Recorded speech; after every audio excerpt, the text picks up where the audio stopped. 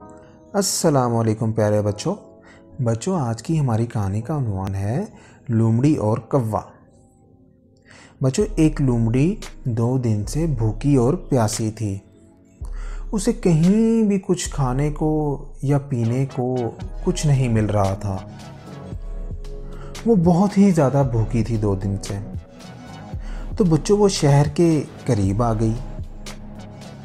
اچانک کیا دیکھتی ہے کہ ایک درخت پہ ایک کوا بیٹھا ہوا ہے اور اس کوے کے منہ میں ایک ثابت روٹی ہے۔ تو بچوں لومڑی یہ روٹی دیکھ کے اس کے منہ میں پانی آ گیا۔ تو لومڑی نے ایک ترکیب سوچی، وہ کوے کی تعریف کرنے لگ گئی کہ کوے بھائی تم کتنے خوبصورت ہو، تمہارے پر کتنے خوبصورت ہیں، تم چاہے راوی میں نہاؤ یا جہلم میں تمہارا رنگ ایک جیسا ہی رہتا ہے، سچ مچ تم پرندوں کے راجا ہو راجا کوے بھائی، تمہارا گانا بہت میٹھا ہے، بانسری سے بھی میٹھا ہے۔ تو لومڑی نے کہا میرا دل تمہارا گانا سننے کو ترس رہا ہے،